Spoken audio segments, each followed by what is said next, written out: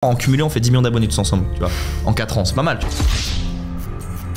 J'ai retrouvé son enfant avec une vidéo, tu vois, parce qu'elle a fait 30 millions de vues la vidéo de qu'on a retrouvé son gosse. Si jamais t'es capable de faire passer une pub au Super Bowl pour rediriger vers des t-shirts avec une croix gammée, c'est un truc qui déconne vraiment quand même, tu vois. Sur YouTube, t'as tellement de gens qui font et tellement de trucs qui se passent à la seconde qu'en fait la marge de progression est gigantesque. Oui, clairement. Contrairement à ce qui peut se passer à la télé. Et on a fait une pub avec Dan, on a fait 10 millions de vues en une semaine pour ma marque. Et le gosse, grâce à ça, il a signé dans la plus grosse agence pour enfants. Fin de la vanne. Il y a 12 ans, c'était Cyprien qui parlait du McDo avec dans une vieille lumière avec les cheveux comme as. C'est là en fait, pour moi, ça a que 12 ans et c'est que le départ. Qu'est-ce qui a rendu le plus riche les Kardashians tout confondu? C'est Kylie Cosmetics.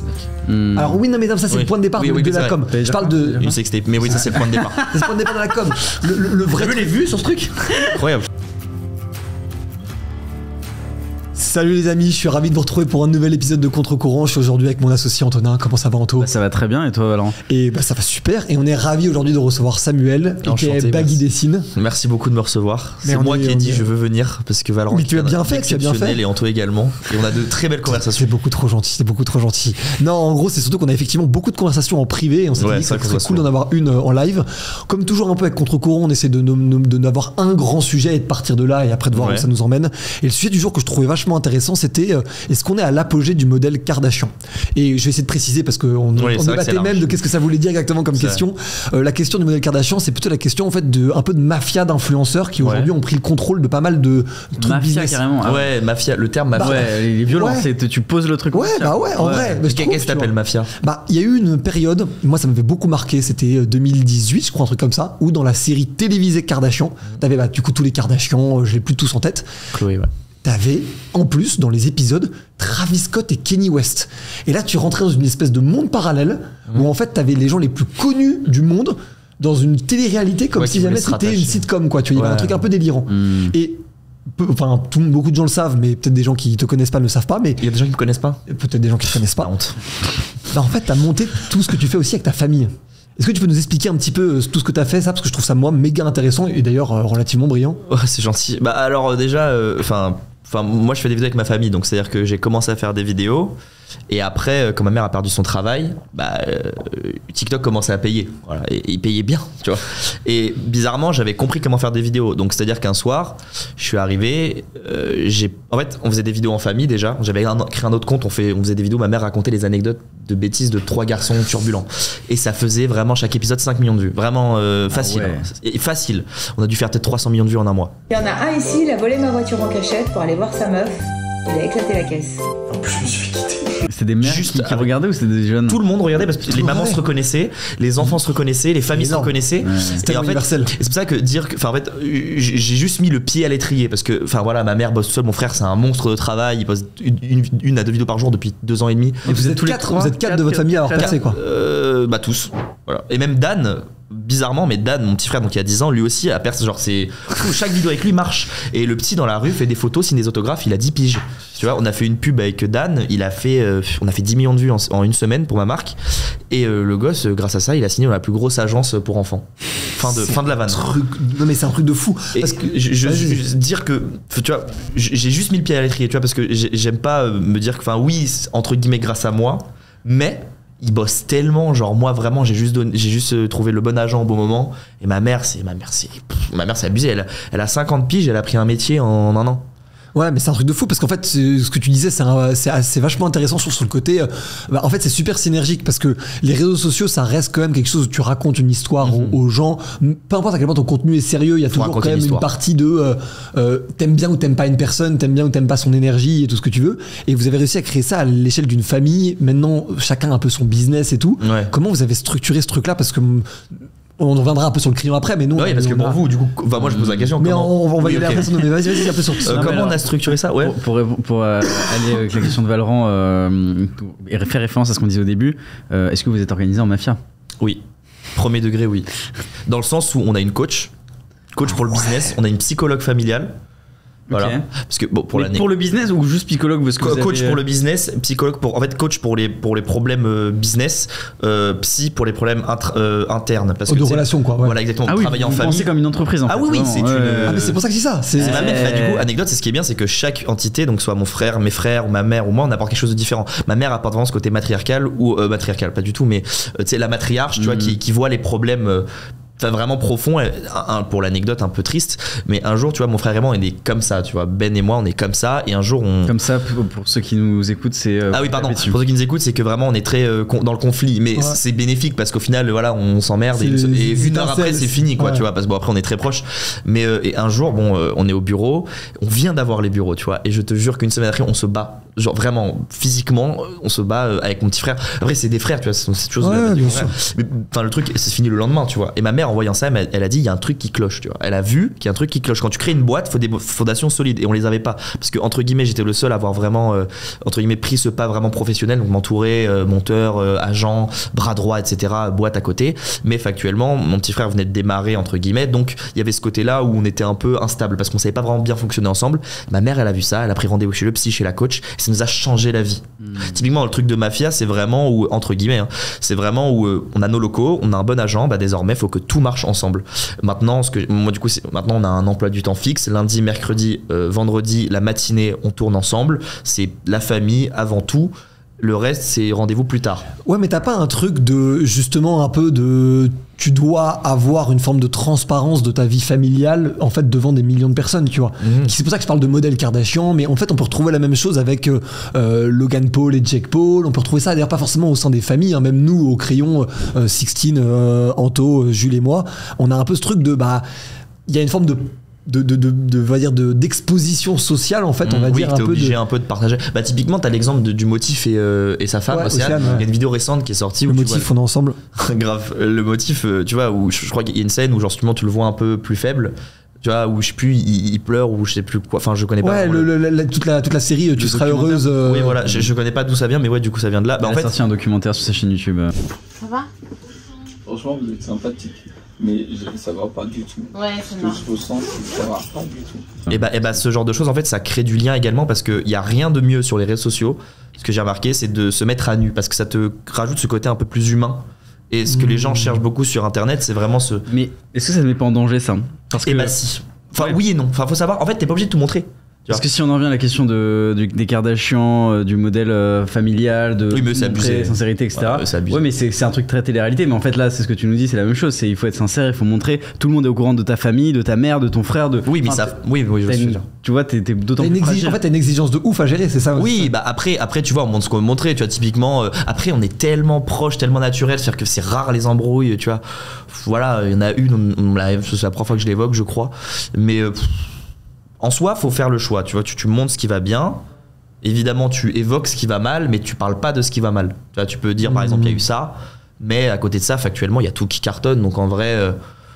Oui, c'est vrai qu'il y a un peu ce côté-là où tu te sens obligé de partager un peu ta vie. De rendre des comptes, quoi, quasiment. Ouais, bah après c'est comme tous les créateurs de contenu, tu vois, quand tu fais... Tu vois, mais ce côté de proximité, ça apporte beaucoup de bon aussi. Tu vois, c'est aussi, tu reçois des messages de soutien de gens qui te font des messages vraiment sincères, qui te suivent vraiment depuis le début, qui te font le bon message au bon moment. Et bah juste pour ça, tu vois, ça fait du bien. Les gens disent ouais, j'ai vu un peu le problème que t'as en ce moment, voilà, j'espère que ça va, nous on te soutient. Et après j'ai eu la chance de faire une expo, donc croiser ces gens dans la vraie vie, tu vois, parce qu'il y a vraiment un gap entre faire des vidéos et les voir dans la vraie vie. Et quand t'as des gens qui viennent te voir dans la vraie vie, qui te disent les problèmes que t'as eu, qu'ils ont vu en vidéo, qui te disent bah je te soutiens, nanana, regarde, pour ma part j'achète ton carnet, ça peut te soutenir et tout, et puis moi ça peut me développer.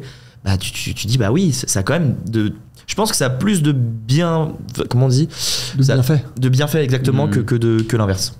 Ouais, je comprends. Bah après, moi, je trouve qu'il y a un truc méga intéressant en fait avec tous ces trucs un peu modèle Kardashian, modèle mafia et tout ce que tu veux, c'est que t'es un peu aujourd'hui dans un système créateur de contenu, influenceurs ou tout ce que tu veux, qui sont aujourd'hui, c'est un peu les nouveaux super-héros. On a beaucoup regardé la série The Boys, toi et moi, Anto, je sais pas si tu l'as vu. C'est laquelle ? C'est une série en gros sur des super-héros, mais version, ce sont des vrais gens, en mode genre des vrais gens pas sympas, quoi, tu vois. Ah, ok. Et puis t'as des gens qui meurent. Ils sont tournés en tant qu'influenceurs. Attends, super-héros qui sont pas sympas ? Non, pas forcément, mais ils sont humains, quoi. Ok. C'est pas juste le mec qui veut sauver le monde et tout, non, c'est juste un mec qui se fait chier dans sa vie, il sait pas quoi faire, et du coup, il se retrouve à être mis à la télé. Exactement. Et il est influenceur. Parce que derrière, t'as toute une entreprise. En gros, imagine Disney. En fait, imagine, il y avait vraiment des super-héros qui existaient, et Disney avait la main dessus, il possédait tous leurs droits et ce seraient des acteurs pour Disney, mais en même temps c'était des vrais super-héros. Ok, je vois ce que je veux dire. Et je trouve que t'as beaucoup de ce. Moi, j'ai trouvé que cette série était folle sur le parallèle avec les influenceurs, et c'est pour ça que je parle d'apogée du modèle Kardashian et tout ce que tu veux. C'est que on arrive à un stade où aujourd'hui ces gens-là sont plus puissants que des gens qui avaient le pouvoir depuis 100 ans dans un pays.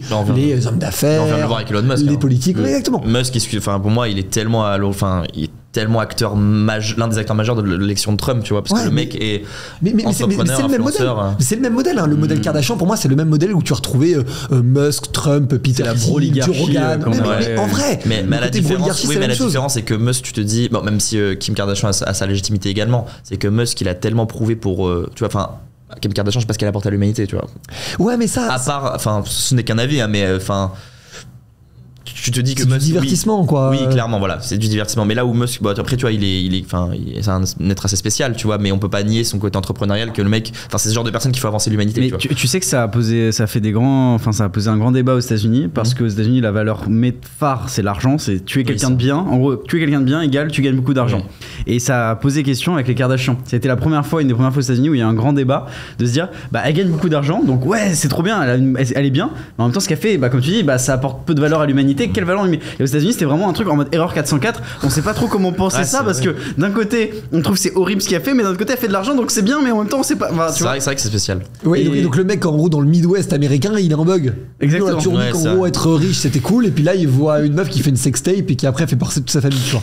Heureusement, t'as pas eu à faire ça. Oui, On vous met la sextape de Baggy, pas du tout sextape. Mais non, mais en fait, ce que je trouve vachement intéressant, moi, sur ce truc un peu d'apogée du modèle Kardashian et tout, c'est est-ce qu'il y a un moment ou un autre, on va basculer et se dire en fait entre guillemets ras-le-bol de ces nouvelles figures, tu vois. Moi je trouve que oui. Je pense qu'on est déjà mais je sais pas, parce que d'un autre côté, toi avec toute ta famille, vous êtes vraiment en pleine montée, nous c'est le cas avec le Crayon aussi. Tu regardes un peu toutes les cliques, parce que même c'est pour le coup vachement moins organisé en mafia que nous ou que toi, tout ce que fait un peu Squeezie avec Bump, où il y a pas mal de ses potes qui sont dans l'agence et tout, tu vois. Je trouve qu'il y a vraiment aujourd'hui c'est un peu ce regroupement des super-héros, quoi. On est passé de Spider-Man d'un côté, Iron Man de l'autre, à les Avengers, quoi, tu vois. Ouais, mais mon agent il nous a dit. Non, mais moi je pense qu'on a toujours aimé ça, en fait. On a toujours aimé avoir des gens qui se réunissent et se dire il y a tel groupe de personnes comme ça, tel groupe de personnes comme ça, et les mettre un peu dans les cases. Que ce soit les artistes dans les années 50, 60, le truc yéyé en France, le mouvement yéyé en France, les groupes de rock. Voilà, les groupes de rock, etc. Que ce soit même dans les salons du 19e ou du 17e, on se disait nous discutons de la littérature française. Mais moi, c'est ce que je disais à Valorant. À chaque fois que je fais une soirée entre guillemets chez vous, j'ai pris cette référence. Je dis c'est trop drôle parce que tu vois, quand je parle à des gens, je dis l'un des futurs de la France, il est là. T'as des gens mais qui viennent de tous les milieux, c'est fou, très bons dans leur domaine, et tu pètes un câble, tu as une conversation avec un mec, c'est un expert IA, le mec est trop fort, il t'explique la vie. Et puis tu switches, t'es avec un acteur de cinéma, et après c'est n'importe quoi. Ou l'autre, le mec il a une agence OFM mais ça cartonne, les mecs qui cassent un truc, t'es là, ouais, c'est n'importe quoi. Je sais pas s'il faut dire ça pour eux. Mais non, mais c'est la France. C'est la France. Je fais l'exemple de Manoa. Je trouve un mec, c'est un gros entrepreneur, tu vois, qui est très smart. Tu vois, genre le mec. Enfin, il y a tellement de gens différents. C'est ce que je disais. Ouais, c'est genre un salon. Ça s'appelait les salons. Et ouais, mais non, mais exactement. Et en fait, c'est un peu tout ce truc que je trouve dingue, c'est parce que il y a aussi en fait tout un aspect que je trouve intéressant dans ce côté mafia Kardashian. Ça m'intéresse beaucoup d'avoir ton avis là-dessus. C'est le côté être complètement capable d'accepter le bad buzz et en faire même une part entière de ta stratégie, en fait. Ouais, maintenant tu peux. Enfin, pour moi, les bad buzz, après ça limite les bad buzz, tu vois. Ouais. Mais, tu vois, qui a comme bon exemple. En fait, je prends l'exemple de Louis San. Tu vois, c'est pas un bad buzz qu'il a eu, mais en gros, il a fait des sacs. Ouais. Et en gros, sur ces sacs, tu vois, les imprimeurs se sont trompés de nom. Tu vois, ils ont inversé le nom de sa marque. Et le mec, tu vois, donc c'est en soi un mini bad, enfin pas un bad buzz, mais genre c'est une merde, quoi, entre guillemets, qui devait pas être là. Le mec, il dit il a demandé les sacs, il a fait une vidéo, et il dit les gars, vous voyez, il y a une erreur. Vous voyez, c'est écrit Oni, genre quand tu le portes comme ça, c'est écrit Oni, y a pas de souci. Sauf que sur ce que j'ai reçu, voilà, comme vous l'avez vu, hein, je le cache pas, c'est écrit Ino. Ouais, je suis honnête avec vous, mais moi c'est sac collector, il a tout vendu. Genre en fait c'est maintenant. Tu vois, je prends l'exemple. Je prends l'exemple de comment il s'appelle, celui qui a. En mode il a pris le problème à la gorge et il l'a retourné. Ça me fait penser à ce que tu dis. Ça me fait penser à une marque de bière. Je sais pas si vous connaissez cette histoire d'une marque de bière. Il y avait un match de baseball aux États-Unis. Il y a un baseballeur japonais qui tape. La balle atterrit dans un panneau publicitaire et il y a un carré du panneau publicitaire qui devient tout noir. Et il se trouve que ça touche un truc de bière en fait qui était affiché sur le truc. Et en fait, ce qui s'est passé, c'est que la marque de bière a pris ça, a fait un tweet le lendemain main, en mode avec un jeu de mots américain pour faire comprendre. En gros, il manque un carreau. Du coup, vous avez encore plus soif, etc. En mettant le carreau noir sur la fiche de la bière. Le logo. Ils ont lancé une édition limitée de la bière avec le carré noir sur la bière. Tout s'est vendu et au Japon, du coup, comme c'est un japonais qui a établi le truc, la bière est devenue ultra populaire. Et aujourd'hui, c'est une des bières les plus populaires au Japon, tu vois. Après, c'est des coups de com', c'est rebalancé. Mais après, tu vois, t'as des gens, ils prennent pour niche, tu vois, le bad buzz. Et là, c'est là où ça devient dangereux parce qu'au final, après, on te lit plus à grand chose. Mais par exemple, j'ai oublié le prénom, la personne, c'est qui mangeait vite, enfin, qui mangeait beaucoup. Oui, j'ai plus son nom. Mais bref, bon, bah, cette personne-là. Il avait fait un prank de 2 ans, en fait, il avait publié des vidéos. En fait, depuis 2 ans, le mec faisait semblant de manger beaucoup. Juste en gros, il rachait toutes les bouchées. Mais en fait, sur Twitter, les gens l'avaient pardonné, tu vois. Et genre factuellement, si cette personne-là, enfin je suis personne pour parler, mais là si cette personne-là avait dit d'accord j'ai menti, pardon, mais je vais essayer de faire mieux, je vais ouvrir mon propre restaurant, je vais créer une asso et tout, c'est là où tu peux retourner le truc, où tu peux faire un truc, parce que même tu vois Inoxtag avait tweeté genre c'est bon t'en veux pas ou je sais plus quoi, et tu dis bah en fait maintenant les bad buzz ce qui est fou c'est que tu peux les utiliser vraiment à ton avantage. Typiquement moi je sais exactement quoi faire si un jour il y a une personne qui vient me clash, tu vois, je sais exactement quoi faire de mettre. Je le caricature, j'en fais des t-shirts et je les vends. C'est ouf, franchement c'est méga smart. C'est trop drôle. Waouh, putain, tu vois, et le truc je le fais une grosse gif là. Le truc je le fais à la seconde, tu vois, parce que c'est trop marrant. Ouais, mais tu vois, nous on a un problème avec ça au Crayon, je le dis full en construction en public de ce qu'on fait, mais nous on a un peu cette difficulté là qui est que comme on essaie de réunir, et genre c'est d'un niveau de sincérité que je pense que les gens n'imaginent pas, si jamais quelqu'un nous attaque en disant globalement oh là là le Crayon finalement c'est pas ce que vous faites, ce qui est déjà arrivé plusieurs fois. Ce qui est déjà arrivé, hein. Mais comment nous on fait par rapport à ça? Parce que nous aujourd'hui notre méthode ça a toujours été de les inviter. Plein de gens sont venus, nous ont critiqué, on les a fait venir et ça a été un débat. C'était le cas avec un Mathieu Burgalassi, avec un Tsitsi Mittel ou un truc comme ça. Mais d'un autre côté, ceux qui veulent pas venir, on est un peu bloqués en fait nous dans notre truc.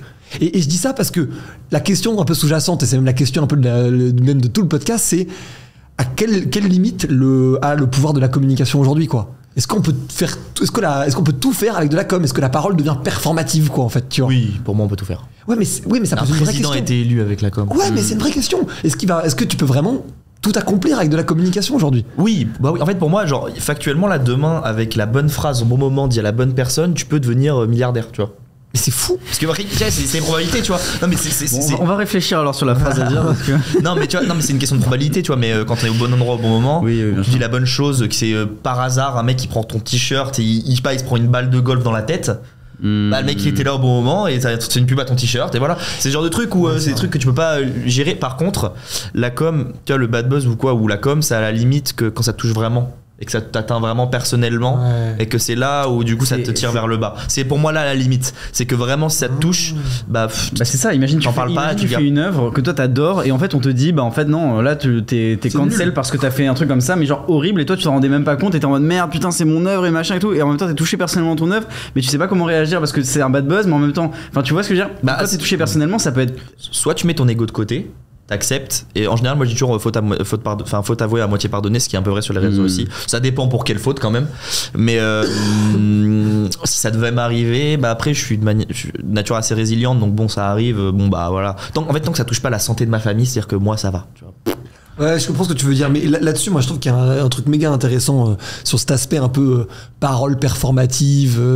C'est que on est vraiment arrivé à un stade aujourd'hui où ça a un poids, mais qui est démesuré, dans le sens où t'as des gens, et je le dis, faut aussi les saluer, mais qui se donnent du mal de dingue, construisent des choses de ouf, et se font éclater par des gens qui juste communiquent bien ou communiquent plus fort, quoi, tu vois.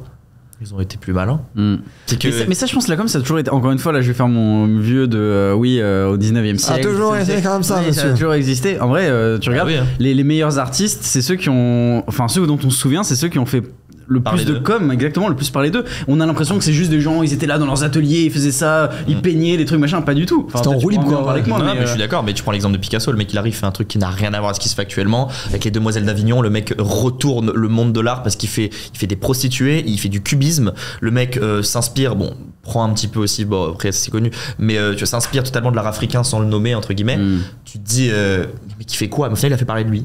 Et voilà. Et ce qui est marrant avec Picasso, c'est que tu vois en général les artistes, moins ils font d'œuvres, plus ils sont cotés. Bah Picasso c'était l'inverse, tu vois, plus il faisait d'œuvres, plus il était coté. Donc c'est là où vraiment le mec a été un bug dans la matrice. Bon après outre ce qu'il a fait aux femmes et tout, c'est juste que c'est vraiment cet exemple, c'est faire parler. Tu fais parler, on t'entend et voilà. Après, tu vois même là avec les Riles, là, ce qu'il a fait sur le tapis de course, tu vois. Ouais, il fait parler de lui, c'est pas juste il fait de la bonne musique. Alors certains très. Tu sais que moi j'ai découvert sa musique grâce à ça, premier degré. Ah ouais. Je connaissais le gars parce qu'il a investi dans la boîte d'un pote et tout, mais je connaissais pas de lui. Mais C'est vrai. C'est tellement stylé. Vraiment, non, mais c'est même pas genre personne connaît Riles parce qu'il a investi dans Vodafone. Si, Bolero, William, si tu passes par là, super boîte qui vont permettre d'investir dans les catalogues de musiciens. Boîte dans laquelle d'ailleurs Olivier le motif est dedans aussi. Okay. Et j'avais découvert Riles comme ça, mais j'avais jamais vraiment écouté. Je savais même pas qu'il rappait en anglais. Ah bah Riles, c'est Seb qui l'avait il y a 7-8 ans qui avait parlé de lui il a fait une vidéo. Et c'est comme ça que Riles a percé. Mais du coup, tu vois, il y a quand même vraiment un sujet de com, quoi. C'est comme un truc de fou. Mais t'imagines le poids juste de ça. Oui, mais est-ce qu'on réalise le mec fait percer des gens. Demain, il fait percer qui veut. Il a fait percer. Factuellement, il a fait grave parler de Jul, tu vois. Mais oui, bien sûr. Oui, non, bien sûr, c'est un crack. S'il était mauvais, ça aurait pas marché. Mais combien de gens sont talentueux et ne percent pas, tu vois, c'est là aussi où. Mais en fait, c'est ça le truc, c'est que tu peux pas percer. En fait, c'est ça le sujet, c'est que tu peux. J'allais faire une réplique, ça me fait penser à une réplique des tuches, mais tu peux avoir une fois, tu peux pas perdre 12 fois. Bref, non, tu peux avec la communication arriver à des trucs de ouf, mais s'il y a pas de matière derrière, tu tiendras pas. En fait, c'est ça que je veux dire, c'est que si t'as pas de matière, tu tiens pas et t'as beau être le meilleur en com, du moins ça va durer. Ice Spice par exemple. Après elle est forte Ice Spice, mais là c'est une rappeuse américaine, elle est forte. Ouais, en vrai, non, je sais pas si c'est le bon exemple. Non, pour moi, si t'es pas fort, en fait, t'auras un coup de projecteur, mais ça va s'effondrer très vite. Après, à voir à l'échelle de temps, mais globalement, tu tiendras pas. On se souviendra pas de toi, on t'oubliera très vite. Par contre, si t'es talentueux, ton enjeu principal, c'est la communication. Après, il faut bosser aussi. Ouais, mais bien sûr. T'as des gens qui sont talentueux, mais ils ne bossent pas assez. T'es talentueux sur le travail. En fait, t'es talentueux. Non, t'es talentueux, t'as la bonne com au bon moment, et après, tu te reposes sur tes lauriers, et là, tu te fais remplacer. Et aussi cette. Mais je suis très d'accord avec ça, et je prends un exemple, moi, qui m'avait beaucoup marqué, c'est Jules, notre associé, qui est à la tête de notre agence d'influence, Le Pinceau. Et il avait dit, tu sais, quand il y a eu l'histoire de Anne et des faux Brad Pitt. Oui, excellent, j'ai vu une vidéo là-dessus. Jules m'a dit un truc que j'ai trouvé brillant, donc je vous le partage. Jules, on est ensemble. Il disait, imaginez si elle lance un compte sur Instagram pour parler de cybersécurité. Et là, j'ai pété un câble et j'étais en mode, oh la vache, on est sur le plus gros coup de com possible, imaginable. C'est le meilleur retournement de situation. Oui, mais on connaît pas, c'est son visage. C'est là où il faut qu'elle taffe. Oui, mais tu vois, t'aurais pu faire. Allez, tu fais 2 semaines de vidéos de tous les reportages télé pour monter. Rapidement, elle monte à 100 000 abonnés, elle fait des vidéos qui percent. Et c'est vrai que pour le coup, à ce moment-là, la com, non seulement crée de la valeur pour elle, enfin, elle, ça lui permet de changer de vie, mais ça crée de la valeur pour la société. Là où, pour le coup, au sens très premier degré du terme. Et en fait, ce que je trouve qui est ouf, c'est la raison pour laquelle je pose la question de manière naïve. Nous, ça nous paraît évident parce que c'est notre métier. T'es créateur de contenu, artiste, entrepreneur. Nous, on est créateur de contenu, entrepreneur et journaliste, enfin, journaliste. Et je le vois bien que tout ce côté création de contenu, c'est encore un truc qui est très peu acquis pour plein de gens en fait, même des gens qui sont totalement qui tiennent les rênes du pouvoir aussi. Ça commence à changer. Là où tu vois où Emmanuel Macron fait des TikTok et qu'il a 5 millions d'abonnés, tu vois quand même que ça a son impact. C'est qu'en France, on est le 3e pays dans le monde avec le plus de créateurs de contenu. On est 150 000, juste derrière les États-Unis et la Chine. Juste ça, pour moi, en France, on est en train de comprendre un truc qui game changer de ouf. Hein. Ouais, on est en train de me dire, en fait, si jamais on arrive à tout traduire, en fait, on peut. Mais vraiment... tellement, on est tellement fort en France. Genre, les gens se rendent pas compte à quel point. Mais non, Inox Tagriles, typiquement. Non, mais qui en vivent. Ouais. C'est pas genre 150 000 créateurs, c'est qui en vivent. Est-ce qu'on se rend compte de cette dinguerie ou même pas genre c'est-à-dire qu'il y a plus de créateurs de contenu que de je sais pas, on va dire de techniciens de surface ou tu vois des métiers. Tu prends le recul et tu dis 150 000. C'est-à-dire que tout le monde connaît un créateur de contenu. On connaît un mec qui fait une pub, ça lui fait du beurre dans les épinards parce que le mec fait des vidéos. Ouais, c'est fou, mais ça t'as raison pour le coup. On prend l'exemple de la Pixel War, tu vois. Ouais. Vous voyez ce que c'est ? Ouais, bien sûr. Tu peux expliquer. La Pixel War, pour ceux qui savent pas, c'est une plateforme sur Reddit et en gros, toutes les 5 minutes, on peut poser un petit cube. En gros, on a une énorme plateforme de pixels et ce petit carré que tu poses, à la fin, si tout le monde se met ensemble, ça fait un petit dessin. Et en gros, ce qui s'est passé, c'est qu'en 2022, il y a eu une Pixel War et les streamers français se sont mis sur le truc. Sauf qu'il y avait également les streamers espagnols qui sont venus, sauf qu'en l'Espagne, c'est combien de personnes qui parlent espagnol ? Je sais pas. Dans le monde, c'est 3e langue. C'est la 3e langue parlée dans le monde. La France, bon, je sais pas combien elle est. 1 c'est anglais, 2 c'est Chine et 3 c'est espagnol. Je crois que mandarin est devant l'anglais, non ? Non, ouais, mais c'est un débat pas en natif. Enfin, pas en. Si, en natif. Justement, oui, en natif, mais pas en. Ouais, tout le monde parle, quoi. Ouais, parce que peut-être. Ouais, voilà. Et en gros, pour parler, genre, la France. On a gagné la Pixel War parce que les Français étaient tellement derrière les créateurs de contenu, parce que en Espagne, les créateurs de contenu, il y en a qui sont au Mexique, il y en a qui sont en Espagne justement, il y en a en Argentine. Voilà, exactement. Et en France, on les voit tout le temps tous ensemble, les créateurs. Donc c'est-à-dire que la communauté d'un, tout le monde les aime. On en revient à la mafia du coup. Et du coup, factuellement, Internet, c'est une mafia, tu vois. Chaque génération a son groupe de créateurs. Tu vois, là, actuellement, on est à la 5e génération de créateurs. Une génération, c'est environ 3 ans. Tu vois, la première, c'était Cyprien, Norman, Hugo tout seul, etc. Mister V. La seconde, oui, Kemar évidemment. Il a tellement de trucs à faire encore, mais bon. Ensuite, la seconde, t'as eu la Whitey Femme. Donc avec Jigme, le rire jaune. La troisième, c'est Fortnite. Ok. Inoxtag. Etc. Évidemment, l'apogée de Fortnite. Ils étaient là avant, mais leur expansion. Voilà, leur expansion. Ensuite, t'as eu quatrième TikTok, dont je fais partie, tu vois, avec l'arrivée TikTok du format vertical qui a permis d'avoir beaucoup plus de créateurs. Et la cinquième, c'est actuellement, avec la nouvelle génération Bailan, Nicotine, t'as Flamby, Elidia, enfin il y en a tellement. Après, voilà, j'ai cité que Inoxtag et Michou, mais il y en a eu plein d'autres.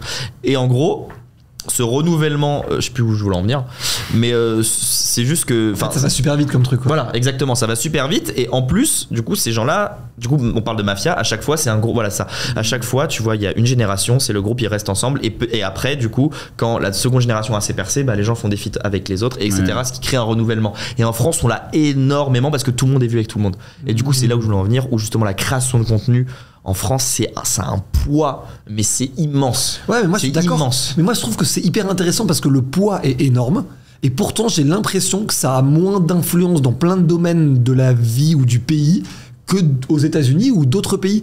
Je trouve que les États-Unis ont toujours été en avance, surtout. Ouais, ça c'est sûr. Mais tu vois, quand je prends un exemple très simple, mais on a reçu Emmanuel Macron au crayon, comme Hugo Décrypte l'a fait, ou Petit Flex, ça fait plaisir, mais comme Hugo Décrypte l'a fait, comme Brut l'a fait, comme certains médias digitaux l'ont fait. Mais en fait, pas beaucoup. En fait, vraiment pas beaucoup. Quand il réfléchit réellement. Comparé, on va dire, à Trump qui va chez Joe Rogan, comme si c'était normal, comme si c'était l'apogée, limite de sa com.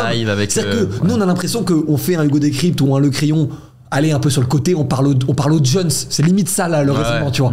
Aux États-Unis, c'est Joe Rogan, déjà, il est pas jeune du tout. Genre, Joe Rogan, il a 50 ans. Il a un podcast qui a fait, je crois, il avait fait 50 millions de vues au bout de 24 heures de son interview. 50 millions. On mesure pas la connerie. 50 millions. Plus que MrBeast. Ouais. Et tu te dis, en fait, à quel moment les sphères qui ont le plus de pouvoir, d'argent et de moyens de faire des choses en France vont vraiment mais ça va arriver, ça va arriver. Typiquement, tu vois, il a fait un live avec Aiden Ross, un des plus gros streamers américains. Trump. Ouais. C'est ouf. Aiden Ross, c'était le mec qui s'était fait un peu embrigader par je sais plus le nom de Ross. Aiden Ross, je suis pas sûr. Oui, si, je vois très bien. Aiden Ross, c'est le mec qui s'était fait embrigader par le chauve anglais là. Oui, enfin, je sais plus l'histoire, mais. Mais en gros, ça montre à quel point les États-Unis, même quand tu vois genre les frères Paul, tu vois, ils font. T'as une vidéo, genre ils font un faux face à face avec Jake Paul et Trump, tu vois. En fait, pour moi, ça va arriver. Genre en mode, ça a que 12 ans les réseaux. 12 ans, c'est fou. Enfin, excusez-moi, mais qu'est-ce 12 ans sans compter le début où t'avais que des trucs où c'était une vidéo de Kemar et t'étais en mode c'est trop drôle et puis voilà, c'est même pas il y a 12 ans c'était Cyprien qui parlait du McDo avec dans une vieille lumière avec les cheveux comme as. 12 ans c'est ça, tu vois, c'était le Velcro à l'époque, avec ça a même 15 ans bientôt. C'est ouf. Mais c'est là en fait pour moi ça a que 12 ans et c'est que le départ. Et en plus tu vois factuellement les gens qui sont sur les réseaux ont grandi, nos projets grandissent quand tu vois ce que Inoxtag a fait avec le Grand Rex. Genre le mec vend 300 000 places en 24 heures, mais genre ça a plus de limite, il y a plus de limite, et juste en gros ça va arriver. Genre l'Elysée a son pôle influence, tu vois. C'est fou, putain, c'est vrai que ça change, on a changé. Mais nous on le voit même bien avec step by step. Non mais c'est vrai, t'as raison, et puis nous on le voit même bien avec nos clients qu'on a en agence d'influence, où là cette année on doit avoir en gros une vingtaine de clients dans notre agence d'influence. T'en as eu un quart, c'est beaucoup un quart, c'est 5 de ces clients qui nous ont dit on arrête de mettre de l'argent à la télévision et à la radio. Bah oui, pitié. Bah ouais, mais quand même ouvrez les yeux, genre. Oui, mais quand même, c'est un statement. Je veux dire, moi, je suis d'accord avec toi parce que nous, on est nés avec. Oui. Mais c'est quand même un truc de fou quand tu réfléchis. Sur la télé, il y a des vidéos YouTube maintenant. C'est même plus, tu regardes même plus la télé sur la vidéo. Enfin, moi, mon petit frère regarde YouTube sur la télé. Hein. Oui, en gros, tu regardes la rediff. Et le plus fou, c'est que t'as mes parents, ils sont comme ça à côté. Ils écoutent la vidéo. Tu vois, l'autre jour, j'ai mis une vidéo de Ego. Ouais, incroyable. Vidéo d'Ego sur les trombones, tu vois. Je l'ai mis à la télé. Incroyable. Mon beau-père m'a dit renvoie-moi le lien. Il a vu 5 fois la vidéo parce que j'ai mis sur la télé. Parce que avant c'était quoi? C'était documentaire. Maintenant c'est des mecs qui te font des vidéos. Enfin, ils t'apprennent à prendre ce que tu veux. Enfin, ton attention. Le sujet est incroyable. Il le développe bien. Il te pose un bon questionnement. Il y a tellement de trucs fous parce qu'en fait, ce qui est fou, c'est qu'à l'inverse de la télé, il y a beaucoup plus de trucs qui se créent à la seconde sur les réseaux. Tu vois. Mais surtout que c'est un peu la logique entrepreneuriale de faut faire pour apprendre, etc. Mais clairement. Sur les réseaux, en fait, t'es obligé de faire. Dans la logique d'IA, l'IA elle apprend, plus tu lui donnes de données, plus elle apprend. Sur YouTube, t'as tellement de gens qui font et tellement de trucs qui se passent à la seconde qu'en fait, la marge de progression est gigantesque. Oui, clairement. Contrairement à ce qui peut se passer à la télévision. Tu vois. En fait, t'es en train de me dire que ce que tu dis, c'est l'écart se creuse entre les réseaux et la télé aussi parce qu'ils sont de meilleur en meilleur. Exactement. Par rapport à la télé. Ils font plus et typiquement là, l'écart se creuse entre youtubeurs et tiktokers. Parce que YouTube, tu dois faire une vidéo par semaine en général pour être bon. TikTok, tu dois faire la vidéo jour le jour parce que tes stats elles baissent au jour le jour. C'est ça qu'en gros. Tu veux dire que TikTok, même la qualité s'améliore sur TikTok? Mais évidemment, mais genre quand tu vois ce qui se crée actuellement sur TikTok, pour moi, il y en a plein qui n'ont rien à envier au format long. Hein. Genre, il y a des gens, ils te font des trucs. Je prends l'exemple de Guillaume Genoux, qui est un mec qu'on connaît bien. Mais ce qu'il fait, mais je suis désolé, c'est fou. Ou alors, je prends l'exemple, il y en a tellement, tu vois, qui font de l'acting ou quoi. C'est-à-dire qu'en fait, maintenant, TikTok, et encore, ça a quoi TikTok? Ça a vraiment explosé il y a 4 ans, quoi, tu vois. Mais tu vois le gap, il y a des gens, ils vont faire des... Enfin, je prends mon exemple, tu vois, j'ai réussi à retrouver l'enfant d'une dame perdue, enfin une sans-abri, tu vois, j'ai retrouvé son enfant avec une vidéo, tu vois, parce qu'elle a fait 30 millions de vues la vidéo de qu'on a retrouvé son gosse. Mais c'est il y a 3 ans. Et en gros, pour moi, actuellement, genre tu vois, t'as plein de youtubeurs qui galèrent à se renouveler parce qu'ils se posent pas la question qu'ils doivent se renouveler. Alors que TikTok, tu dois te renouveler, tu le dois le faire.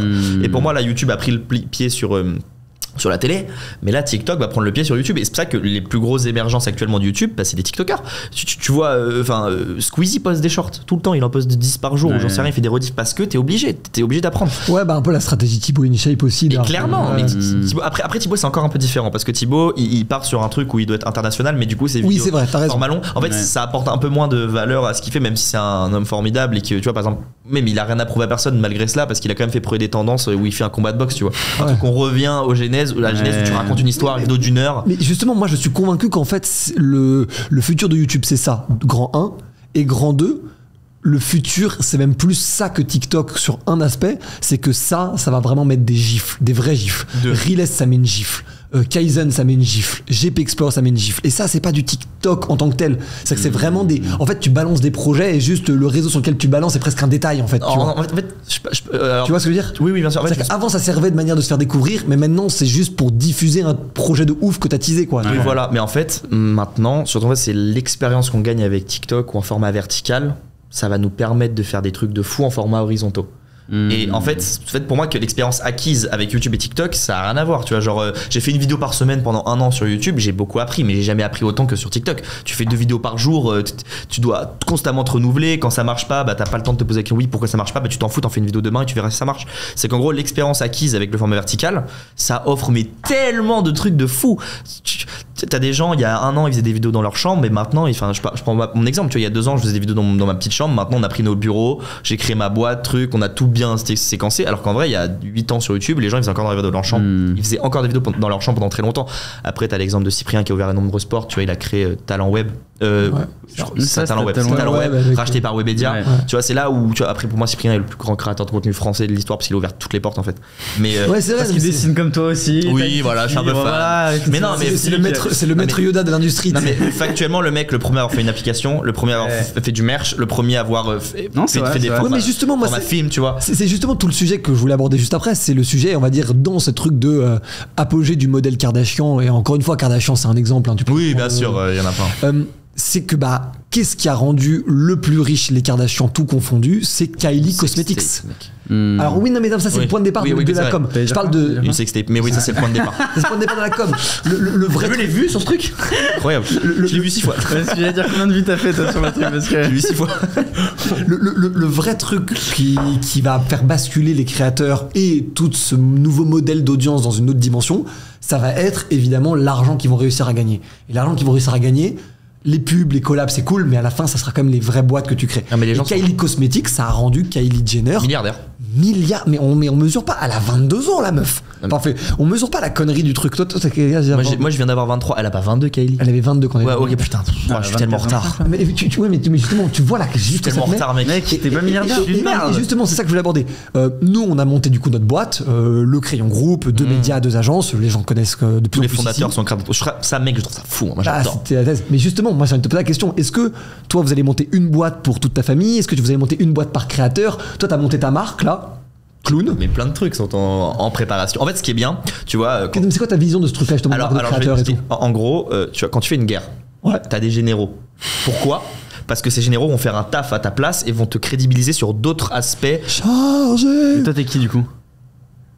Moi, je suis un des général. Non, non. Pour moi, en fait, tu vois, il n'y a pas de hiérarchie. Parce que factuellement, ma mère, elle m'a dépassé sur Insta. Tu vois, je ferme ma bouche. Ma mère, elle fait une collab par semaine, voire 2. Je ferme ma bouche. Tu vois. Mais bon, après, factuellement, vu que j'ai sorti mes boîtes et tout, je fais beaucoup plus de vues qu'elle. Bon, après, tu vois, ça s'équilibre. Oui, quand même. Voilà. Mais tu vois, tu sens la compète règle dans la famille. Oui, mais Ben, tu vois, mon petit frère, il a fait une montée cette année sur Instagram. Il a fait plus d'abonnés que moi sur Instagram cette année. Ou tu vois, ou même la famille. D'ailleurs, vous avez quasiment les mêmes photos de. Ouais, ça, c'est moi qui je suis derrière la DA. Il y a un univers dans les photos, c'est intéressant. C'est le baggy dessiné. D'abord, il y a toujours un lien dans la tête, tu vois, que les gens se disent en fait on est toujours ensemble. Et tu vois, ce qui est marrant, c'est quand on est ensemble à 4, genre c'est abusé, genre vraiment, c'est en cumulé, on fait 10 millions d'abonnés tous ensemble, tu vois, en 4 ans, c'est pas mal, tu vois. Et non, en vrai, on a fait 2 millions d'abonnés, enfin pour ma part seul en 2 ans, et on a pris 8 millions en 2 ans, tous ensemble. Ouais, parce que toi, t'es quoi, t'es à 4-5 juste perso? En 5 millions en cumulé tous sur tous les réseaux confondus.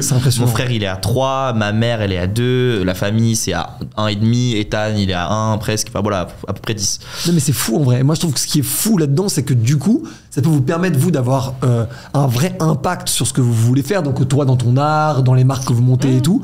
Parce que du coup, t'as aussi une forme de validation. Parce que je pense que tout le côté mafia et ce que ça a d'intéressant, c'est que des gens, des grosses restas, des Arnold Schwarzenegger dans les années 80-90, ce genre de trucs, même des Zidane et tout, ils sont un peu seuls. Donc en fait, t'as le Zidane, t'as le Arnold Schwarzenegger. Après, ils sont entourés, mais ils sont seuls en tant que grand public. Là, maintenant, t'as des mafias, littéralement, quoi. C'est pour ça que du coup, pour en venir au truc des généraux, pour ma part, moi, il n'y a pas un général ou quoi. C'est juste en gros, on est une équipe et chacun. Par exemple, ma mère, elle vise tellement les darons. Enfin, ma mère, mais c'est abusé. Elle fait des soirées avec des gens, mais tu pètes un câble. Moi, du coup, vu que je kiffe voir les gens rencontrer. Du coup, moi, j'ai un peu, les gens que je côtoie, c'est vraiment cette new gen entrepreneur et tout. Mon petit frère, c'est le mec le plus drôle que je connaisse. Il a toute la communauté très jeune, mais tout le monde le kiffe parce qu'il joue trop bien, parce qu'il travaille beaucoup. Et ensuite, t'as notre groupe La Famille qui permet ensuite vraiment ce regroupement familial. Vous avez un compte en plus, ouais. Okay. On a 900 000 sur TikTok et 150 000 sur Insta, le compte qu'on a. Je l'ai créé en plus à côté, tu vois. Vous bossez dessus, enfin, vous avez un rythme, un calendrier Lundi, mercredi, vendredi matin, on est là-dessus. D'accord. C'est moi qui ai mis le truc parce que bon. T'imagines, tu peux faire un TPMP au sein de ta propre famille. Enfin, mais c'est l'objectif. Fou, moi, je kifferais déjà faire une tu fais le podcast dîner de famille. Mec, là, c'est dinguerie que tu peux faire. Ah, t'as le nom. Mais bien sûr.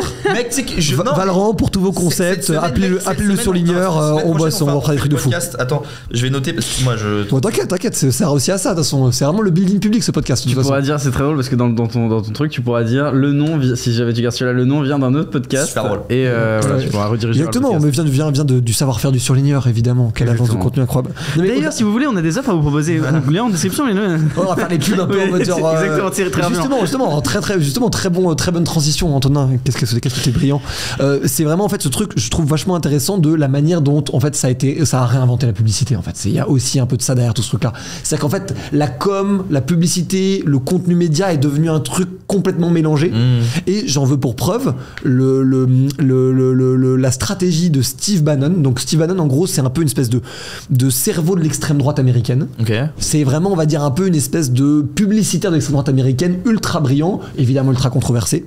Oui, et il avait théorisé un truc qui était, si jamais on veut en gros dépasser ce que lui appelle la bien-pensance, notre meilleure manière de le faire, c'est de bombarder pour qu'ils puissent plus tout attraper. En gros, la thèse, c'est si jamais je suis en face de toi, si je te balance plusieurs balles, tu peux pas toutes les attraper. Oui, bien sûr. Donc en gros, il dit, vous balancez 3 trucs dingues par jour et ils vont pouvoir réagir que sur un. Et les 2 autres vont passer. Et c'est pour ça que par exemple, très récemment, Donald Trump a dit, j'ai signé un décret pour arrêter les pailles en carton. Stupide. Qui est un truc débile. Et moi au début je dis à Antonin, mais mec, ils sont vraiment trisous, qu'est-ce qui leur arrive avec ce que tu veux? Pourquoi tu fais tellement de trucs à côté, les gens s'en foutent? Et en fait c'est pas ça, c'est en fait je me suis dit mais comment c'est possible qu'ils fassent même d'ailleurs autant de com autour de ce sujet là? Et en fait c'est la stratégie de Steve Bannon. Parce que probablement qu'en fait ils sont en train de te faire passer des dingueries sur le Groenland, le Panama, les crypto-monnaies ou le spatial au milieu en fait de ce truc de paille en plastique dont on s'en fout. Ouais, mais c'est ce côté ambigu qui me fait flipper. Mais oui, mais justement c'est pour moi la grande limite de ce modèle là en fait. Parce que comme tu disais, le vrai sujet c'est la sincérité. Aujourd'hui, si t'es sincère, les gens ont confiance en toi et t'accordent leur confiance. Et du coup, tu peux gagner en popularité, etc. Tu peux trahir cette confiance. Exactement. Le sujet, c'est il se passe quoi si j'arrive à feindre cette sincérité et sans que les gens le voient? Bah ouais.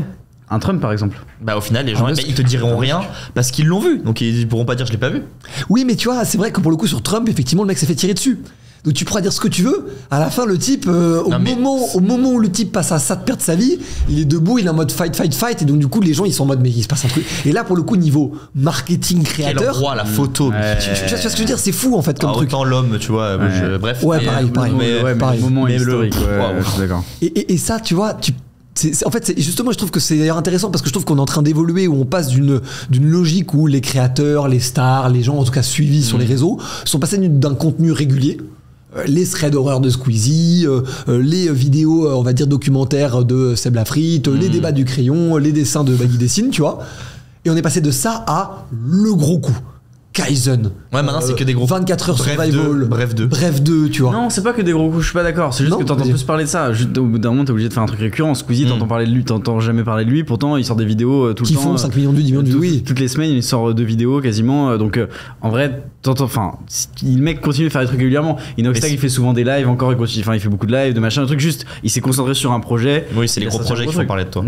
Exactement. Et ça, c'est font sortir du bruit, quoi. Et ça, c'est la leçon de com. C'est-à-dire que t'as besoin de trucs pour entretenir parce que t'as une communauté et les gens ont envie de voir des trucs de toi et c'est normal, mais après si tu veux passer des paliers t'es obligé de faire des gros coups de com et pour que les gens t'appellent tu vois, Inoxtag on l'appelait genre le mec qui a percé sur Fortnite, maintenant on l'appelle le mec qui a gravé l'Everest, tu vois. Ouais, c'est vrai, tu vois. Bah, pour ma part, tu vois, mon agent il m'a toujours dit faut que t'aies des projets, tu vois, parce que moi j'ai le meilleur agent du monde, Cyril, je t'aime, mais en gros tu vois, factuellement moi avant j'étais le mec qui dessinait sur les réseaux et pendant un an j'ai fait de la com sur la peinture, maintenant je suis l'artiste peintre des réseaux qui a fait son exposition, tu vois, et genre en fait ces petits coups là, tu vois, genre en mode c'est des trucs que tu travailles. À côté de ça, tu vois, je sortais des vidéos constamment, tu vois, genre faut que je lance la Founders Night. Non mais du coup moi je voulais revenir vite fait à vous, votre mafia, vous la voyez comment? C'est une bonne question. Genre quel type de mafia vous êtes? Est-ce que alors moi là pour le coup je peux juste parler de moi, mais déjà moi à la base j'ai un vrai rêve perso qui est que moi mon rêve de vie, en tout cas avant d'avoir une famille et tout ce que tu veux, c'était de vivre un How I Met Your Mother version startup en gros. Un Friends version startup. Okay, c'est en gros, on vit en coloc avec Jules et Anto. Ça, y a beaucoup de gens ont commencé à comprendre maintenant. Sixtine, c'est ma sœur. Donc il y a vraiment un truc où j'ai l'impression parfois d'être dans une sitcom, mais genre vraiment premier degré. Moi, ce que je trouve le plus mignon, c'est dans vos stories quand vous faites vos petits dîners à 4. Moi, je trouve ça trop chou. C'est tellement chou. Mais tu vois, il y a vraiment ce truc où on a fait nos dîners à 4 alors que tout le monde s'en foutait de ce qu'on fait, et maintenant on fait des dîners à 4 où en fait juste les stories des 4 en fait ça va faire 500 000 vues, tu vois, et là t'es en mode ah putain, qu'est-ce qui s'est passé entre temps, tu vois. Faudrait qu'on vous voit plus ensemble. On est parlé avec Val, faut qu'on vous voit beaucoup. Vrai. Mais ça c'est vrai. Mais du coup nous globalement qu'est-ce qu'on voit? Nous, ce qu'on aimerait le plus être en gros, c'est des créateurs identifiés sur leur sujet qui ont développé un groupe qui est le futur média, communication, influence en fait. Ouais, parce qu'à l'origine on n'est pas créateur de contenu, on est entrepreneur à la base. On a commencé à créer, on a perdu une lumière, mais c'est pas grave, c'est les aléas du direct.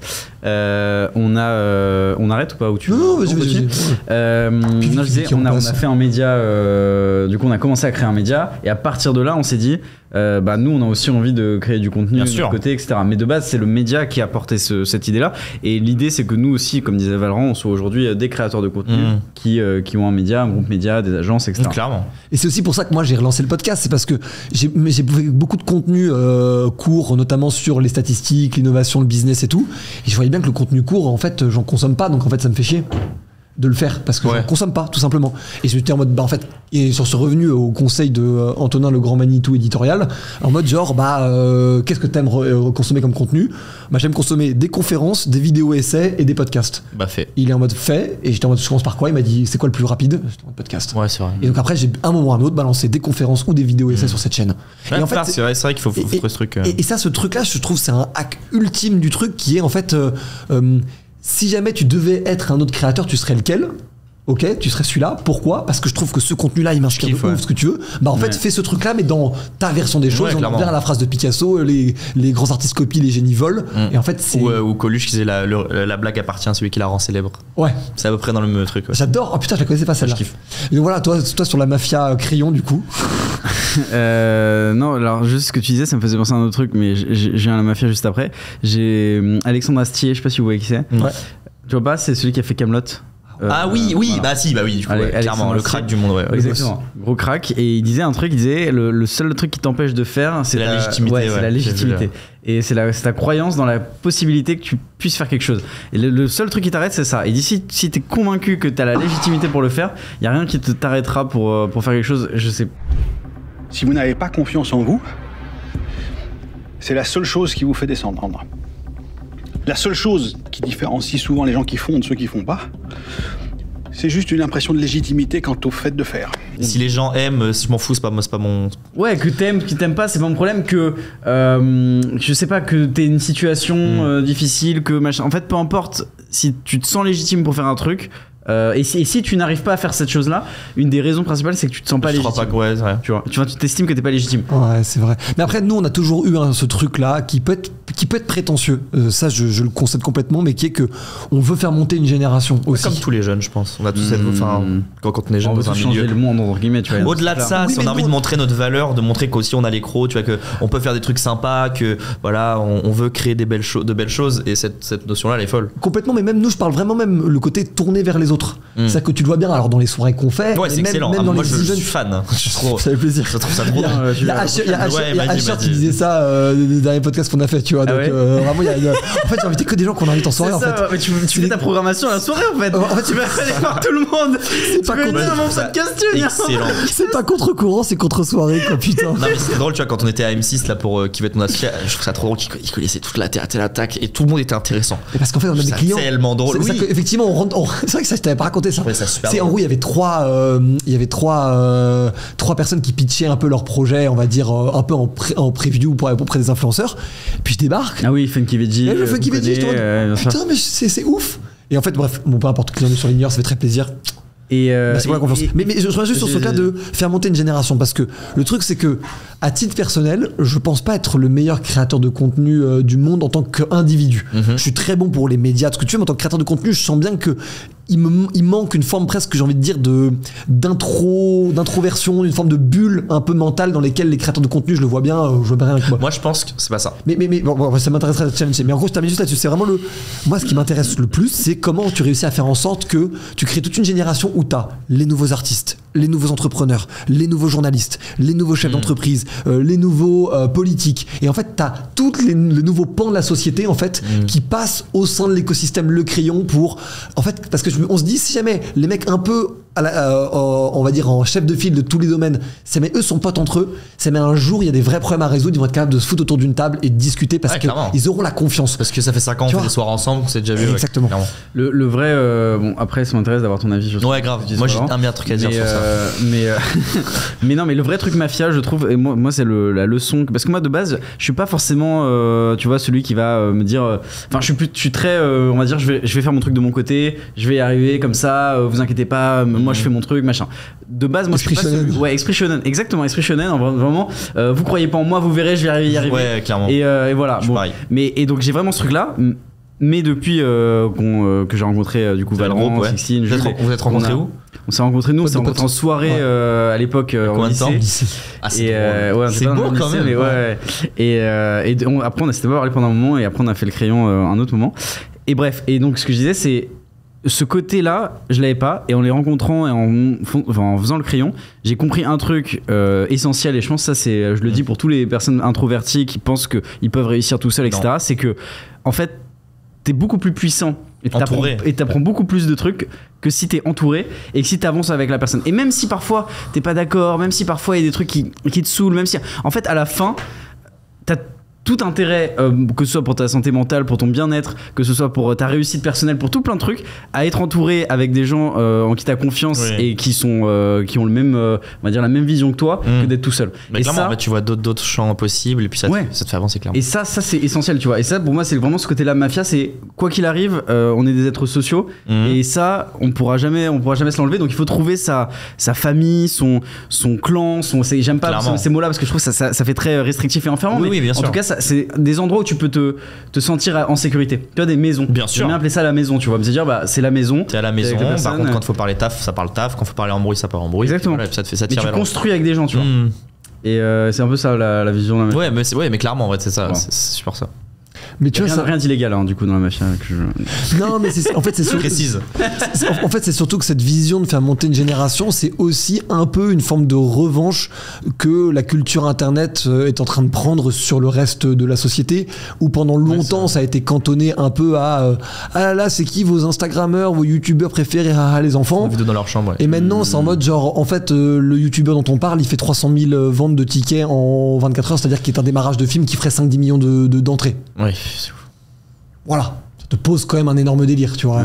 Surtout que tu vois, genre le mec fait un documentaire de 2h30 dans un monde où tout va vite. Genre juste ça, c'est ouf. Et que 75% des gens regardaient la vidéo jusqu'au bout. Non, c'est pas ça. Je crois que c'est 75% des Français. Ah oui, 75% des gens qui ont vu la vidéo, mais 75%. Non, jusqu'au bout. Oui, mais 75%. Oui, des gens qui ont commencé à la regarder l'ont regardé jusqu'au bout. Ouais, ça c'est ouf. Ouais, ça c'est ouf. Mais le plus ouf, c'est que 75% des Français, donc 70 millions de personnes, ont entendu parler. De Kaizen. Mais ça m'a fait flipper. C'est une dinguerie. Tu vois, j'étais invité à l'événement BPI France, tu vois, pour les entrepreneurs et tout. J'ai fait, tu vois, j'étais ambassadeur et tout. Et à un moment, tu vois, il y a un mec de genre 70 ans. Tu vois, je passe par hasard. Hein. Il fait une conférence et à la fin, il dit oui, voilà, moi comme Inoxac, je vais enfin, genre, c'est Kaizen, je sais pas quoi. Genre, il fait une ref. Et j'étais bouche bée d'à quel point le mec a fait rayonner son truc, tu vois. Ouais, c'est ouf. Et puis il a créé un. Moi, je pense qu'il aurait même pu aller plus loin. On peut toujours faire plus. Non mais plus loin dans le sens même pour surfer sur le truc. Il aurait pu créer un esprit Kaizen, faire des collabs, je sais n'importe quoi avec Nike ou Adidas. Il a fait une collab avec Nike. Après il a sorti un manga quand même, tu vois genre. Oui, mais ça c'est sûr. Mais il aurait pu vraiment. Mais le côté Kaizen. Il aurait pu faire un Air Jordan Kaizen. Oui, clairement, je suis d'accord. Et là mais après je pense que tu vois quand tu fais ça, à un moment donné enfin, oui, c'est vrai qu'il aurait pu sortir une marque, ça aurait cartonné, tu vois, il aurait fait. Moi, je me suis dit, tu vois, genre, entre guillemets, entrepreneurial, le mec sort une ligne de vêtements spéciale pour les alpinistes, tu vois, genre, en mode des vestes un peu techniques, tu vois, des trucs. Tu vois, et même pas besoin. Et en fait, juste, il s'associe avec des marques déjà existantes, tu vois. Oui, comme ça, il a fait avec Air Up pour une gourde, tu vois, mais bon, tu vois, il a fait. Je pense qu'il avait tellement de travail. Ouais, il aurait pu. Je pense que c'est comme tout, mais tu vois, quand t'as des projets aussi gros, tu fais des choix. C'est vrai, et après tu regardes, t'as aussi les questions un peu thématiques, tu vois. Tu vois, le mec à 22 ans, enfin, il est l'homme de l'année, tu vois, JQ, tu vois, bon, il a le temps en vrai. Actuellement, il a le temps, genre. Ah oui, oui, effectivement. C'est même, j'ai presque envie de dire, même aujourd'hui, lui, sur ce sujet, c'est même presque plus de ne pas faire d'erreur maintenant que de réussir des coups, quoi, tu vois. Mais après, derrière, j'ai l'impression aussi que il y a eu un peu un sujet dans le sujet sur le côté élection de Trump, dissolution de la France, et tout ce que tu veux, qui est que j'ai l'impression que dans une industrie de l'image, parce que c'est quand même une industrie de l'image tout ça à la fin, l'industrie de la com, l'industrie de l'image, ça revient un peu quand même à la même chose. Il y a eu quand même toujours cette grande peur de se faire cancel, de se faire, en gros, de se faire un peu blacklister de certains trucs, des gens et tout. Et au-delà des cas très graves, que je citerai pas parce que j'ai même pas envie de parler d'eux, mais des gens qui ont vraiment eu des histoires pour le coup d'agression sexuelle, de trucs comme ça qui sont très graves. Là, pour le coup, je parle plutôt des gens qui ont dit des trucs que les gens qui leur plaisaient pas, donc plutôt des bad buzz plus légers, quoi, tu vois. Ouais. J'ai l'impression que ce truc-là est un peu en train de disparaître aussi.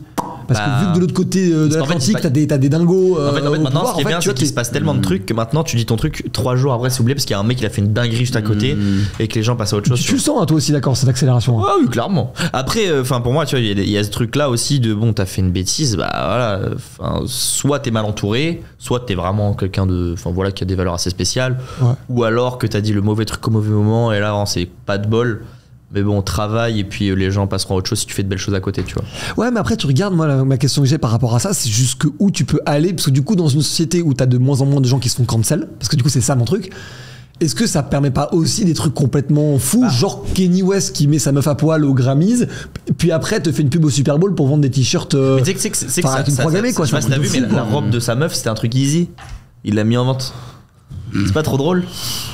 C'est drôle. Ouais, mais moi je trouve ça. J'aime plus me foutre en fait avec Kanye West. Moi, c'est un artiste que j'écoutais beaucoup, que je trouvais incroyable musicalement. Mais là, tu sais.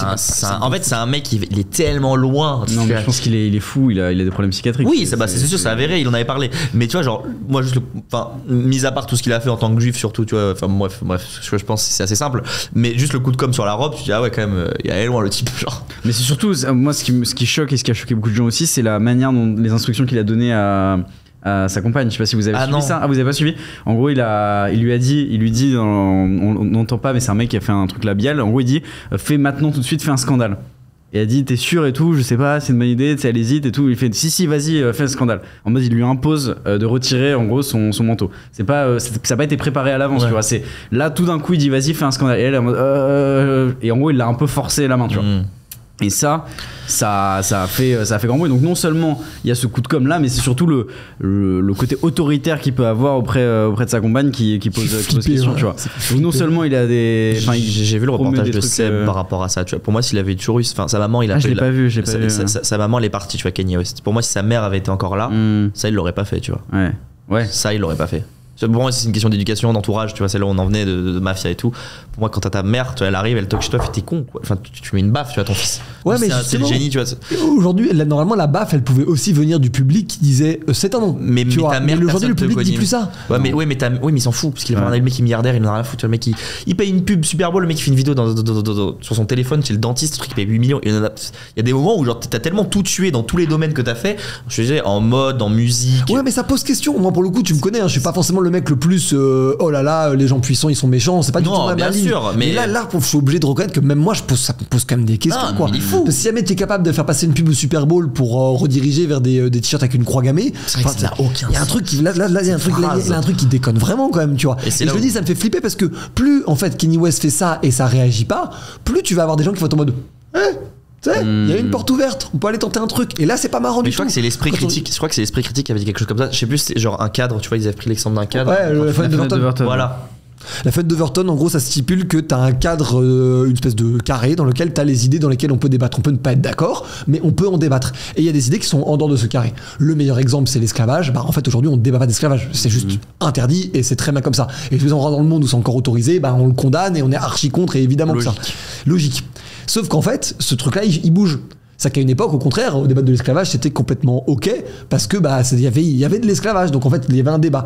Et en fait, dans l'autre côté, le cas de truc d'Overton, ça bouge aussi du bon côté. Typiquement, l'homosexualité était tabou à une époque, aujourd'hui ça l'est plus du tout et c'est tant mieux.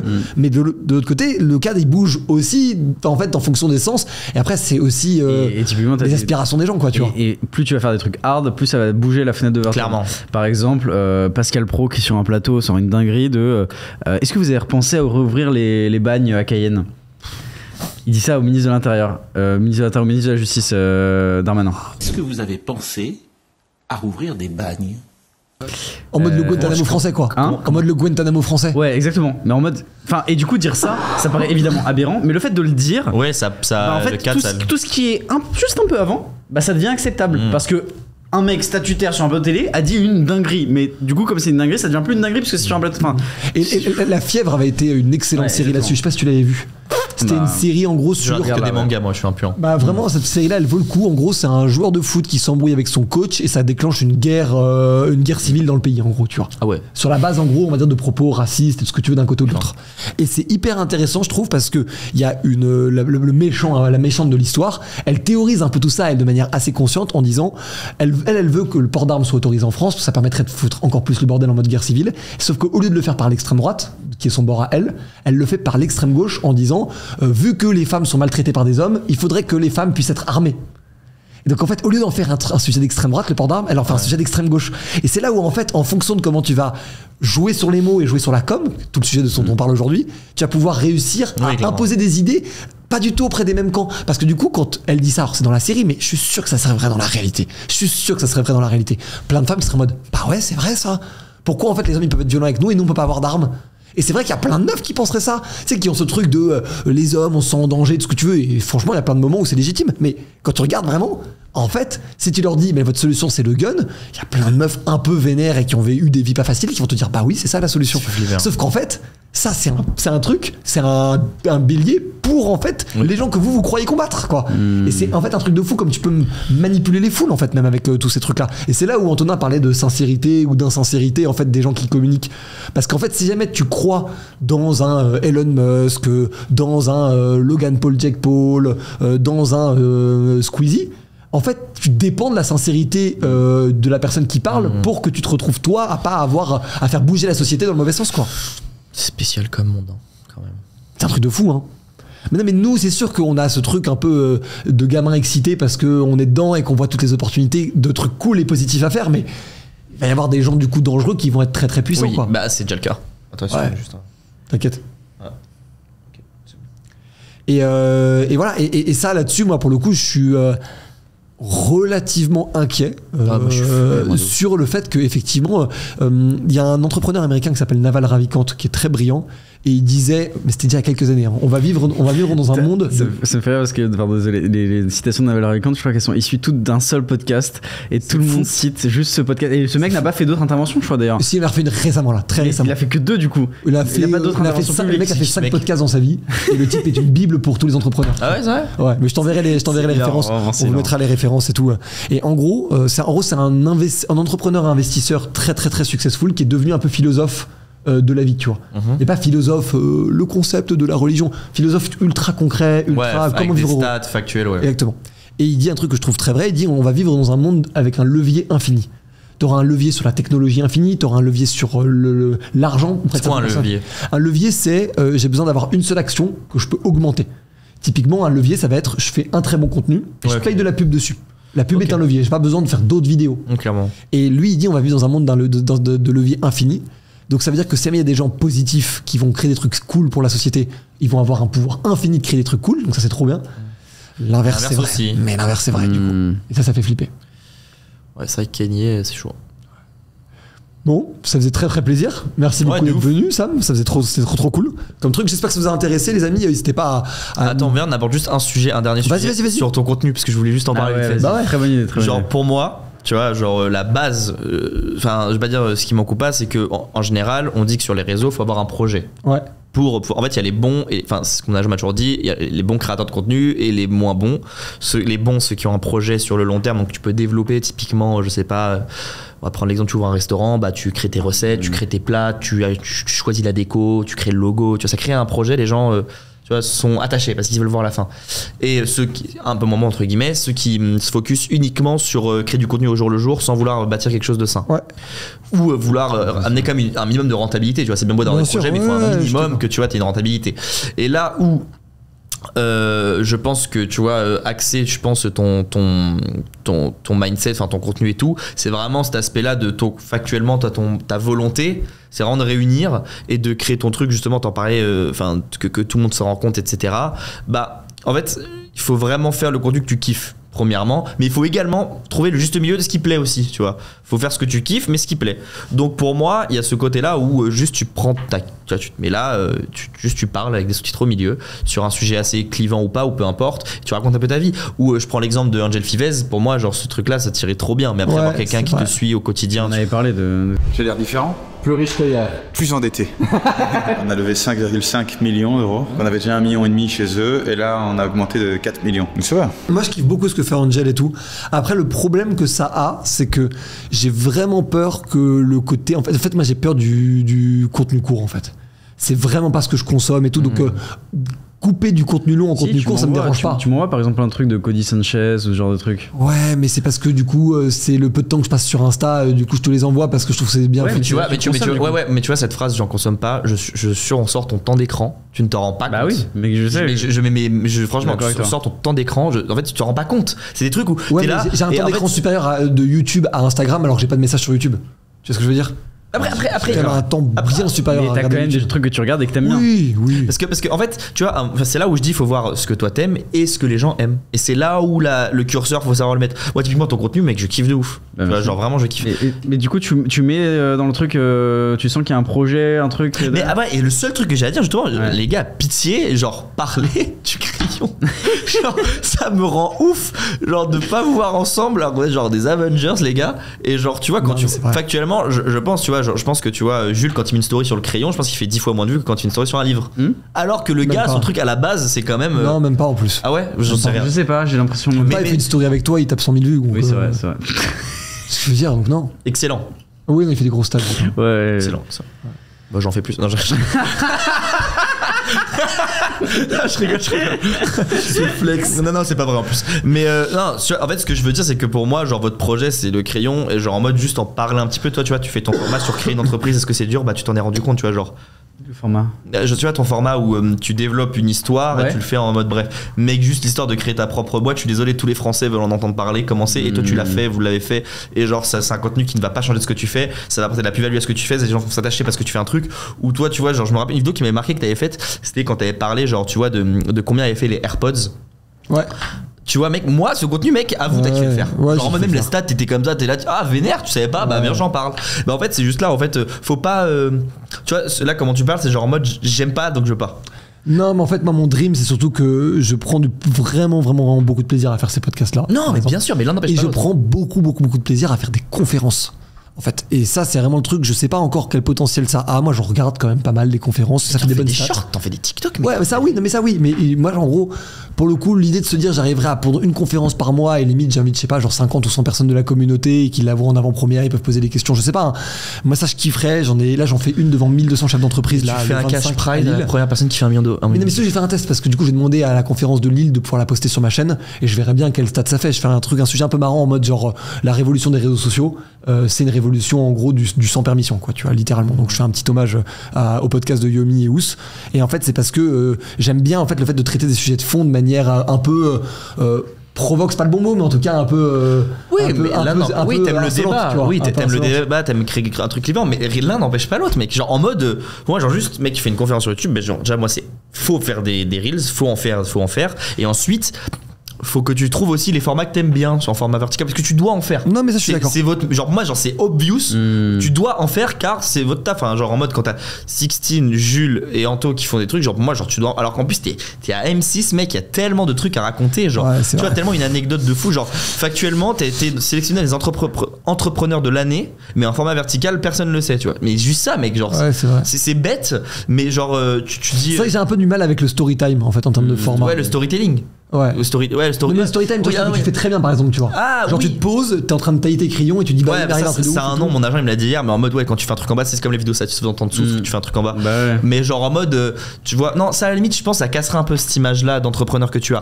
Mais par contre, genre, en fait, toutes les portes sont ouvertes. Ouais, non, mais ça c'est sûr, Je sais pas de quoi je me bride. Ouais, par exemple, typiquement, je prends l'exemple de Drake, tu vois, il a ouvert pas mal de portes aussi en tant que rappeur. Tu vois, le mec, il a fait je sais pas combien d'argent avec son merch, ou genre le mec, il a tellement ouvert tellement de portes, c'est qu'en fait, maintenant, j'ai appris, il n'y a plus de règles. C'est que tu peux être entrepreneur et qu'on te voit à la plage, enfin, j'en sais rien, tu vois. Tu prends l'exemple de Bezos, c'est sa meuf, il y a trop d'exemples de. Tu peux être DJ entrepreneur. Le patron de Goldman Sachs qui était DJ. Tu peux être, tu vois, Musk, mec, et Twitter, il fait des tweets de Goldman des fois. Et le mec gère les tweets de non mais gère les boîtes les plus gros parmi les boîtes en fait il y a plus de règles et en fait c'est quand j'ai compris ça c'est à dire que moi je serais entrepreneur artiste je vendrais mes toiles et à côté de ça je fais c'est ma famille et je m'en fous de votre avis parce que je le ferai bien voilà en fait voilà le seul limite qu'il faut faire ça bien parce que t'as la légitimité. Tu te sens avoir la légitimité pour le faire. Oui, parce que je suis allé chercher la légitimité. Et vous êtes aussi légitimes, les amis. Créer du contenu, c'est toujours incroyable. Et puis probablement qu'un jour vous terminerez sur contre-courant à nos côtés. Mec, moi j'ai trop. Bah voilà, moi je suis content d'être là, tu vois. Mais pour moi, mec, genre tu te poses. Tu tapes sur l'internet américain ou espagnol ou peu importe, tu regardes ce que t'aimes bien, tu regardes le sujet, tu regardes comme ça, tu fais ça j'aime bien, côté truc, après tu prends une journée ou même 1 heure et tu vois ce que tu peux faire avec les sujets que toi tu aimes, avec ta petite vanne à l'intérieur, parce que c'est important quand même de rajouter ce petit point d'humour, c'est vraiment ce qui va différencier typiquement, moi ce que je fais des fois, tu vois, je me base sur le TikTok américain, je regarde ce qui se fait, je vois ce que je peux refaire et je rajoute ma vanne ou mon dessin, tu vois, ce qui va vraiment ajouter cette plus-value. Et au final, in fine, ça crée ton contenu. Oui, tu t'es inspiré, mais t'as modifié. Tout le monde s'inspire. Intéressant. Mais mec, fais des vidéos pitié, genre. Oh là là. Déjà, on va publier ce podcast. Oui, mais mec, tu peux en faire des shorts. Déjà ce podcast, effectivement. Mais moi, si tu veux, t'auras du taf du coup. Si tu me l'envoies, on va faire des vidéos. Tu viens de te faire rajouter beaucoup trop de travail.